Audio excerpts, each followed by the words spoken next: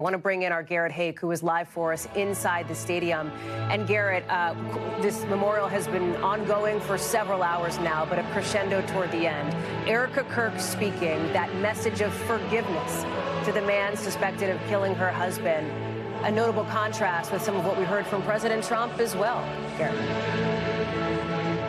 Yeah, Hallie, it really was a tale of two speeches in the last hour. Erica Kirk's remarks focused on her husband's legacy, on the project they built together of Turning Point, and what he was like as a husband and a father and a Christian leader. The emotional high point of her remarks, and indeed of the entire day, was her leaning on her faith to declare that she forgives the man who killed her husband, the father of her two children. It was a powerful moment you could feel in the room.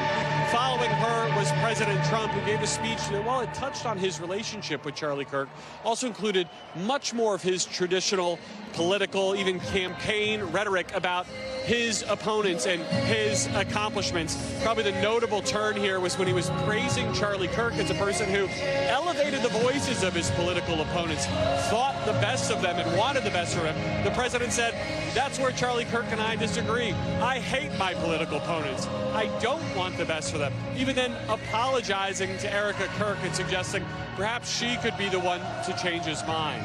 The president also previewing an announcement he plans to make tomorrow from the Oval Office about autism in America, suggesting that there might be evidence of causes for it that'll be presented tomorrow. So working through his own political talking points, mixed in with tributes to Charlie Kirk, who was an absolutely pivotal figure to his campaign and in many ways to the conservative movement that has propelled him back to the White House, as evidenced by the long lineup of other speakers from his cabinet and his own family here paying tribute to Kirk today. Hallie. You heard this described today as a remembrance, but also repeatedly as a revival, with that thread of Christian faith woven throughout the speeches of nearly every speaker tonight, Garrett. It was a commemoration, it was a memorial for Kirk, but in so many ways, it was also a call to action. As you look ahead here to the political landscape, Kirk pushed hard to rally young conservatives behind now President Trump in the 2024 election.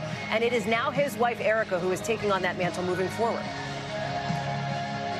That's right. And a powerful introduction, I think, for most of the country to Erica Kirk, someone who was probably fairly well known to the kind of people who go to Turning Point events around the country, but not to the broader public at large, certainly not the broader politically attuned public. That won't be the case for long. Her speech, I think, captured the dual goals of this event that you outlined: a memorial service for her husband, the father of their two children, and also political activation, a revival in the 19th century tent revival meaning of the phrase, right?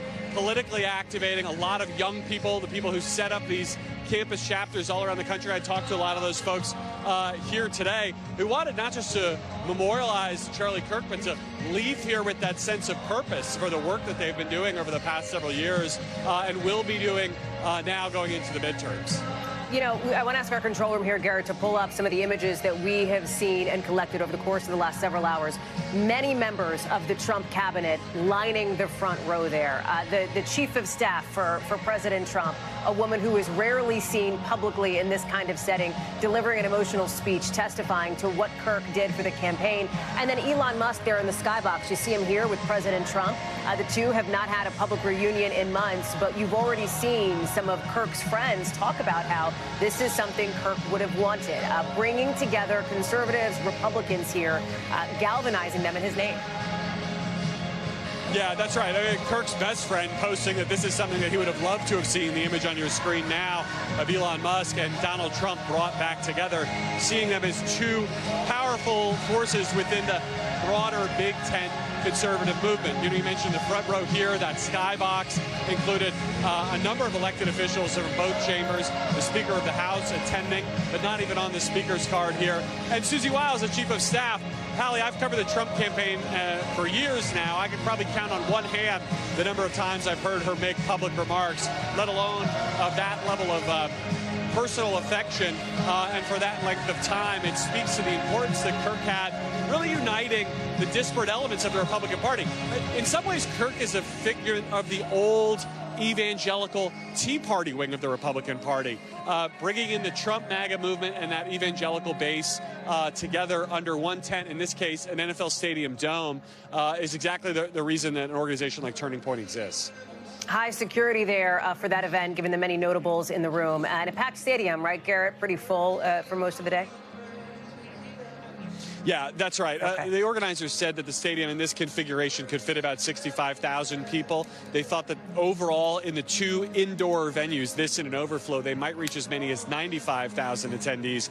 The security almost as tight as that for a Super Bowl, one level below the highest designation the DHS gives, but certainly very visible, highly present security for attendees who had to get here, in many cases, as early as 5 o'clock in the morning if they had any hope of getting a parking space or a seat in this lower bowl.